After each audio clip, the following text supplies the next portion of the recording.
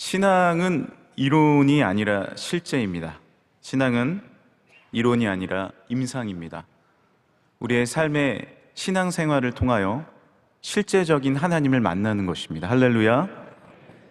기도에 대해서도 우리가 어떤 학문적으로 안다, 내가 기도를 알고 있다라고 이야기를 하려면 기도를 체험하지 않으면 기도를 아는 것이 아니죠. 기도를 하고 이렇게 새벽마다 하나님 앞에 나와서 기도하고 주님을 만나고 기도함을 통해서 응답을 받을 때 기도의 능력을 우리가 체험할 수 있습니다. 하나님 앞에 새벽을 깨우는 과정에 여러 간증을 하시지 않습니까? 그것이 바로 임상의 결과이죠. 하나님 앞에 이렇게 내가 믿음으로 살았더니 힘들고 어려운 일이 있었지만 주님 앞에 나와서 예배하고 하나님 앞에 영광 올려드리고 주님 앞에 찬양하고 주님 앞에 무릎 꿇고 나아갔더니 이런 놀라운 은혜를 주셨습니다. 그것이 실제적인 응답입니다. 우리의 삶 가운데서도 놀라운 하나님의 축복과 이런 실제 능력들이 이루어지길 간절히 소망합니다. 오늘 시편 103편 말씀은 다윗의 시이죠.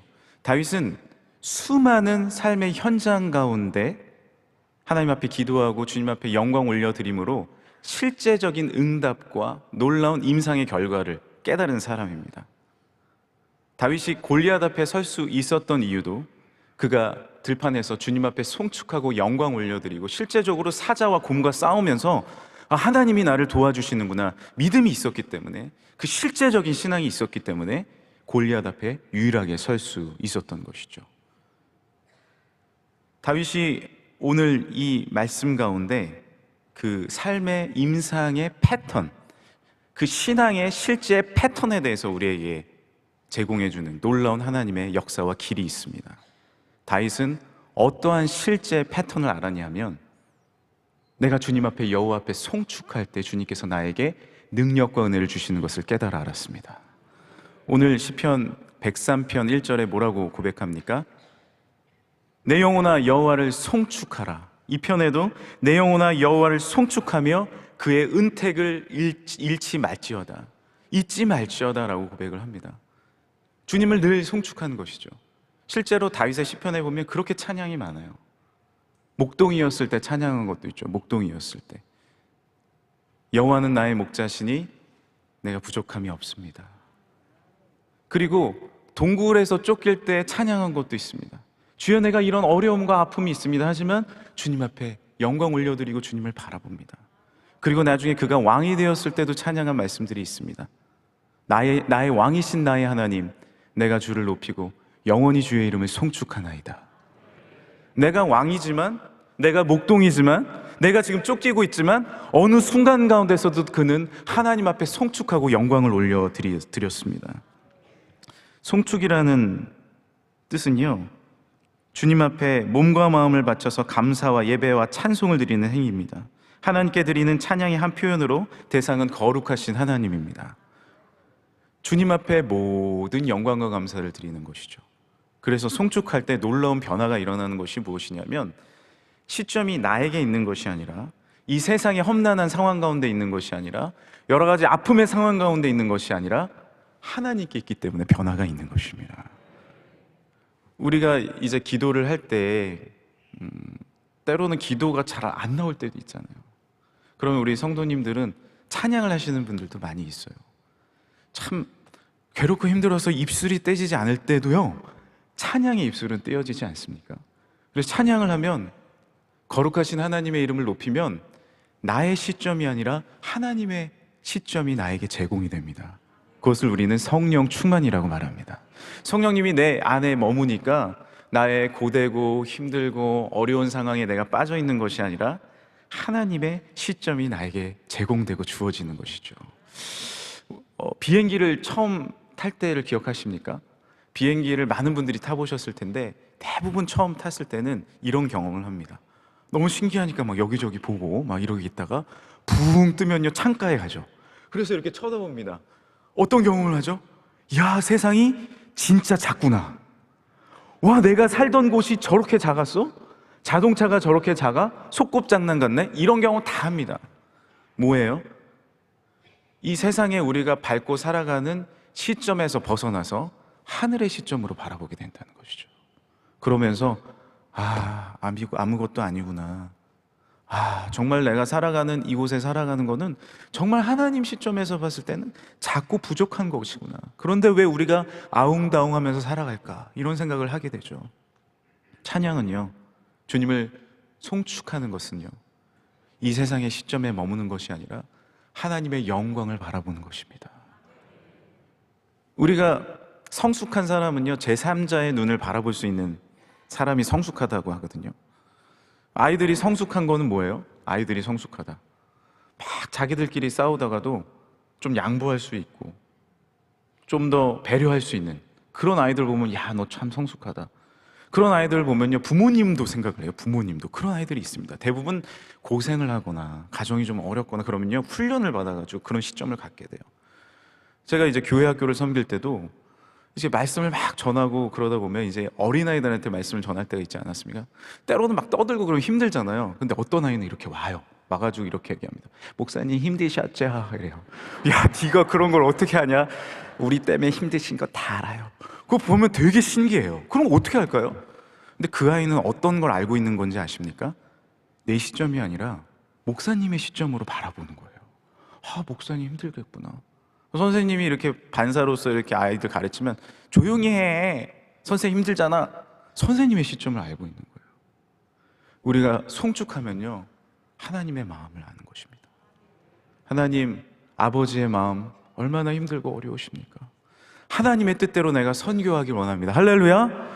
하나님 이렇게 높으신 축복과 능력과 은혜를 주셨는데 내가 왜 걱정을 합니까? 다시 한번 기도하고 주님으로 인해서 기뻐하며 찬양하길 원합니다. 그것이 바로 송축의 힘이죠. 실제로 1, 2절 뒤에는요, 다윗은요, 시점이 놀라운 능력과 은혜가 주어지는 것을 알 수가 있습니다. 3절에는 그가 내 모든 죄악을 사하시며, 하나님이 내 모든 죄악을 사하시며 내 모든 병을 고치시며, 할렐루야. 4절에 내 생명을 파멸해서 죽음에서 속량하시고 구원하시고 인자와 긍휼로 관을 씌워주셨도다. 나에게 독수리와 같은 새 힘을 주셨도다. 실제로 다윗의 시편에는 이런 놀라운 시점의 변화들이 일어납니다. 내가 힘들고 어렵습니다. 주님, 탄식도 많지 않습니까? 내가 쫓깁니다. 원로 목사님들 설명해 주시잖아요. 내가 힘들고 어렵습니다. 쫓깁니다. 그러나 주님을 찬양합니다. A가 있으면 B가 나와요. 꼭 나와요. 내가 그러나 주님을 높입니다. 주님을 찬양합니다. 주님은 위대하십니다. 그러면 C로 갑니다. 그래서 나의 삶엔 능력이 됩니다. 힘이 있습니다. 피난처인 주님을 의지합니다. 나를 구원하여 주옵소서. 내가 믿나이다. 주님, 나를 다스려 주옵소서. ABC가 있는 거예요. ABC가 있는 겁니다. 우리의 삶이 고단하십니까? 나의 삶이 혹시 지쳤습니까? 내 자녀의 앞길이 보이지 않습니까? 오늘도 여호와를 송축하길 간절히 소망합니다. 송축할 때는요, 우리의 시점이 변화되는 것이죠. 또 오늘 말씀을 통해 알 수 있는 것은요, 송축할 때 내 속이 치료를 경험합니다. 할렐루야. 오늘 1절에 여호와를 송축하라. 내 속에 있는 것들아 다 여호와를 송축하라. 사실 내 속에는 뭐가 있습니까? 3절에 기록되어 있는 것처럼 내 모든 죄악을 사하시며, 사실 우리의 속에는 죄가 가득합니다. 우리는 원죄를 가진 사람이기 때문에 그렇죠. 로마서 3장 23절에는 모든 사람이 죄를 범하였으며 하나님의 영광에 이르지 못하나니, 로마서 1장 28절에는 그들의 마음에 하나님 두기를 싫어하며, 29절에 곧 모든 불의, 추악, 탐욕, 악의가 가득한 자여 시기, 살인, 분쟁, 사기, 악독, 수근수근, 비방, 하나님을 미워하고 능욕하고 교만하고 부모를 거역하고 우매하고 배역하고 무정하고 무자비한 것이 우리의 속에 있다라고 기록이 되어 있습니다. 내 속에는 죄가 가득합니다. 내 속에는 우매함이 가득합니다. 변화받으려고 해도 다시 돌아가는 나의 속을 바라보게 되죠. 그런데 여호와를 송축하면요, 주님을 높이면요, 나는 너무나도 연약하고 부족하지만 주님을 높이면요, 내 삶에 변화가 일어납니다. 저는 이제 학창 시절에 기도하면서 말씀 읽으면서 은혜를 많이 받았어요. 그런데 이상하게 찬양하면서 은혜를 잘 못 받는 거예요. 찬양을 해도 은혜가 안 되는 것 같고. 그런데 어느 날 대학교 때, 그때 예수님 잘 이제 믿고 그랬는데 찬양할 때만 이렇게 소극적이 되는 거예요. 근데 이제 대학교에 이제 큰 집회를 갔습니다. 예전에는 정말 큰 집회가 많았어요. 기억하시죠? 교회마다도 집회를 하고 부흥회도 하고 그랬습니다. 근데 찬양을 하는데 그 찬양인도 목사님이 자꾸 손을 올리라는 거예요. 손을. 저는 찬양할 때 손을 올리는 이유를 모르겠었어요. 좀 부끄럽지 않습니까? 이게 저 사람 옆에 막 손을 올리는데 괜히 티내는 것 같고. 근데 어느 날 이렇게 찬양을 하는데 하나님 마음속에 너도 한번 손을 올려보면 어떠니? 라는 감동을 주시는 거예요. 에이, 하나님, 손 올리고 찬양한다고 뭐가 변화가 되겠습니까? 아유, 안 올릴래요. 창피해요. 근데 너도 손 한번 올려보고 찬양하고 적극적으로 찬양하면 어떠니? 그래서 신경 안 쓰고 손을 팍 올렸는데 그때 성령이 쫙 임하시는 걸 경험했어요. 손을 올리고 주님을 송축하는데 나의 모습이 아니라 하나님의 영광을 바라보면서 송축을 합니다. 그래서 제가 전에 찬양 인도할 때도 매번 했던 얘기가 손을 들고 찬양하자는 얘기를 많이 했어요. 성경에 보면 손 들고 찬양하자는 거예요. 손을 든다는 건 무엇입니까? 나의 삶을 포기하고 내려놓고 주님 앞에 항복하는 거예요. 손을 올린다는 건 무엇입니까? 이 세상에 나의 욕심을 두는 것이 아니라 내려놓고 주님을 바라보는 것입니다. 내 마음에 손을 들어야 되고 내가 마음 다하여 주님을 송축해야 되고 주님을 높일 때 내 삶에 변화가 일어나는 것이죠.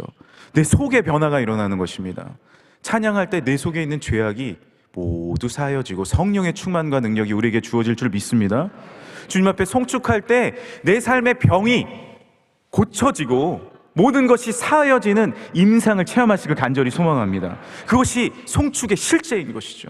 내 속이 변화되는 것이 송축의 실제인 것이죠.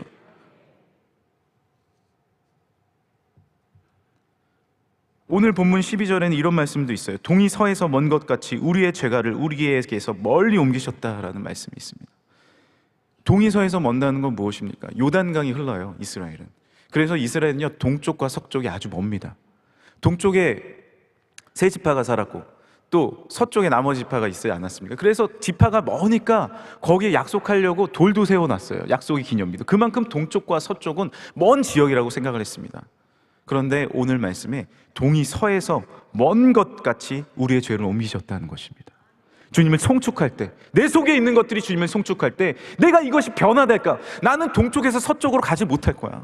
우리 가정은 동쪽에서 서쪽으로 가지 못할 거야. 서에서 동으로 옮기기에는 불가능해 라고 생각할지 모르지만 주의 성령이 그 송축하는 가운데 우리가 손을 들고 하나님 앞에 믿음으로 찬양하는 가운데 우리의 중심으로 주님을 영광 올리는 가운데 동이 서에서 먼 것 같이 우리의 죄가를 그곳 먼 곳에서 변화시키는 하나님의 축복을 주어질 줄 믿습니다. 그것이 하나님의 역사인 것이죠. 내 생각과는 다른 것입니다. 왜요? 저 높은 하나님의 능력과 영광이 우리 가운데 찬양할 때 임하는 것이죠. 때로는 여호와의 높은 찬양을 할 때 내가 그런 찬양을 할 수 있을까라는 생각을 할 때가 있습니다. 그래서 찬양대가 참 은혜로운 것이 무엇이냐면 힘들고 어려워요. 딱 왔어요. 그런데 내가 만민 중에 찬양을 해야 돼요. 내가 만민 중에 찬양을 하면 내가 만민 중에 찬양을 할 수 있을까? 저 높은 하나님을 감히 내가 찬양할 수 있을까? 그런데 해야 하잖아요. 무조건 해야 하잖아요. 그런데 내가 만민 중에 하나님을 찬양하면 그 높은 거룩하신 하나님의 능력이 내 삶 가운데 임하는 것입니다. 그러니까 내가 이 세상에 살아가는 내 속에 병들고 어려운 것이 아니라 높은 거룩하신 하나님의 능력과 은혜가 내 안에 체험되면서 그 능력으로 내가 변화되는 것이죠. 내 속이 완전히 치료함을 얻는 것입니다. 우울증이요, 조울증이요, 내 삶의 여러 가지 아픔이요, 찬양할 때 변화를 받습니다. 이것은 실제적인 임상으로도 나와 있어요. 찬양할 때 내 속에 엄청난 호르몬이, 좋은 호르몬이 나와서 내 삶을 변화시킨다는 것이죠. 그것이 능력이며 실제입니다. 오늘도 찬양하시길 간절히 소망합니다. 또한 송축하고 찬양할 때 어떠한 변화를 얻습니까? 내 영이 구원의 변화를 경험합니다. 할렐루야. 4절에도 내 생명을 파멸해서 속량하시고 인자와 긍휼로 관을 씌워주신다. 우리는 이 세상의 명예의 관, 권력의 관, 재물의 관에만 탐하게 되어 있어요. 그것이 인간입니다. 그래서 우리는 늘 하나님 앞에 모든 것을 내려놔야 됩니다. 하나님, 오늘도 내가 재물 때문에 흔들리는군요. 거룩하신 하나님을 바라봐야 되는데 나 오늘도 명예 때문에 흔들리는군요. 세상의 방식으로 내가 자꾸 생각하는군요. 하나님, 나를 용서하여 주옵소서. 그리고 거룩하신 하나님을 오늘도 송축하는 것이죠. 재물을 송축하는 것이 아니라 세상의 방식을 송축하는 것이 아니라 거룩하신 하나님을 송축할 때 내 영혼에 다시 한번 거룩하신 인자와 긍휼과 구원의 관을 씌워주실 줄 믿습니다. 나의 영혼이 다시 한번 구원의 관으로서 변화를 얻게 되는 것이죠. 그 담임 목사님께서 닉 부이치치를 만나고 와서 말씀해 주시지 않았습니까? 닉 부이치치가 힘들고 삶의 모든 것을 포기하고 싶었을 때 주님 앞에 송축하고 주님을 찬양할 때 그가 삶에 참된 변화를 얻고 영이 새로워진 것을 경험했다고 하죠. 우리나라에는 송명희 시인이 또 있습니다. 송명희 시인. 차인원 교수님도 오시지 않았습니까?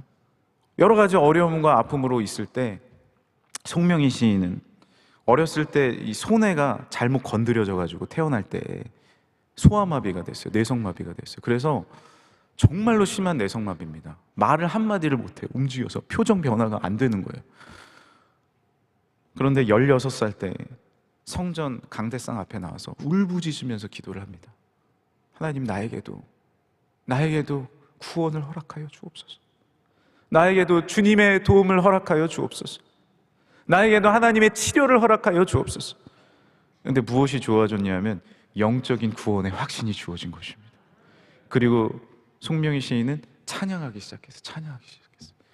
송명희 시인이 간증할 때 찬양을 실제로 합니다. 놀라운 찬양을 해요. 무슨 말인지 어떤 발음인지 제대로 다 알아들을 수는 없지만 그 모습만 봐도 은혜가 됩니다. 그녀가 작사한 찬양이 뭐가 있어요? 나 가진 재물 없으나, 나 남이 가진 지식 없으나, 나 남에게 있는 건강이 있지 않습니다. 그러나 나 남이 없는 것 있습니다. 나 남이 보지 못한 것을 보았고, 나 남이 듣지 못한 음성 들었고, 나 남이 받지 못한 사랑 받았고, 나 남이 모르는 것 깨달았습니다. 공평하신 하나님이 나 남이 가진 건 나 없지만 공평하신 하나님이 나 남이 없는 것 깨닫게 하셨습니다. 하나님 앞에 송축할 때 놀라운 깨달음과 능력과 영적인 회복이 일어나는 줄 믿습니다. 하나님을 송축할 때, 주님을 높일 때 구원의 화관을, 인자의 화관을, 위로의 화관을, 하나님의 권능의 화관을 우리 가운데 씌워주시는 줄 믿습니다. 다시 한번 주님 앞에 나와서 내 영이 변화되길 간절히 소망합니다. 마지막 한 가지는 우리가 송축할 때 내 삶이 하나님의 위로를 받습니다. 위로를 받아요. 오늘 13절, 14절에 이런 말씀이 있습니다. 103편 13절, 14절에 아버지가 자식을 긍휼히 여긴같이 여호와께서는 자기를 경외하는 자를 긍휼히 여기시나니 이는 그가 우리의 체질을 아시며 우리가 단지 먼지뿐임을 기억하심이로다. 주님이 뭘 아신대요? 우리의 체질을 아신대요. 우리의 성격을 아시고 내가 이럴 수밖에 없는 것을 아신답니다. 예수님은 이 땅에 오셔서 인간의 몸을 입고 사셨습니다. 고통과 아픔과, 예수님도 아버지를 일찍 여기셨어요. 육체적인 고통을 당하셨어요. 사람들에게 버림을 받으셨습니다. 하나님은 우리의 체질을 아시고 우리가 먼지뿐임을 이해하고 계십니다. 힘드십니까? 어려우십니까? 주님 앞에 찬양할 때 주님은 세상이 감당하지 못할 놀라운 위로를 허락해 주십니다. 세상의 위로는 단지 말로 하는 위로, 진심으로 하더라도 이 마음에 진정한 평안과 기쁨을 안겨주지 못하죠. 하지만 찬양할 때 하나님은 놀라운 주님의 위로, 성령의 위로를 허락해 주시는 줄 믿습니다. 쌍둥이 두 자매가 1995년에 태어났어요. 그런데 한 명이 죽어가는 거예요. 브리엘이라는 아이가 죽어가요. 그러니까 인큐베이터에 넣어놨는데 어떻게 하냐, 이 아이가 죽는다. 부모도 포기했어요. 그런데 한 간호사가 유럽에서 이제 연구 결과가 있었던 임상 실험을 했던 것을 가지고 옵니다. 그리고 의사에게 추천해요. 두 아이를 같은 인큐베이터에 넣으면 어떻겠습니까? 근데 이렇게 해도 되나? 하지만 부모의 허락을 받고 같은 인큐베이터에 넣습니다. 그런데 놀라운 일이 벌어져요. 뭐냐 하면 다른 한 아이, 카일이라는 아이가, 둘 다 여자아이인데 브리엘이라는 아이를 이렇게 감싸주는 거예요. 아마 그 사진 보신 분들이 있을 거예요. 인큐베이터 안에서 한 아이가 다른 아이를 이렇게 안아주고 있는 거예요. 너무 신기하게 봤는데 놀라운 것은 맥박이 회복되고 체온이 회복되고 심장이 다시 잘 뛰기 시작하는 겁니다. 혈압이 회복되는 거예요. 그래서 그 아이가 점점 회복해서 제가 그거 어떻게 했나 찾아봤거든요. 지금 현재가 어떤지 사진이 있더라고요. 두 아이가 장성하여서 20대 후반이 되어 있었습니다. 놀라운 은혜죠. 사람의 감싸줌, 뱃속에서 함께 자란 그 아이가 감싸준 것도 그렇게 위로가 되고 힘이 되는데, 하물며 천지 만물을 창조하신 하나님의 감싸주시면 얼마나 큰 위로가 되겠습니까? 오늘도 우리가 하나님 앞에 찬양하고 주님 앞에 기도할 때 실제적으로 하나님은 두세 사람이 모인 그곳에 나도 있느니라. 볼지어다 문 밖에 문을 두드리면 내가 그에게 가서 그로 더불어 먹고 살리라. 주님의 놀라운 위로와 축복과 함께 하심이 오늘 우리의 가정과 우리의 삶에 가득할 줄 간절히 믿습니다.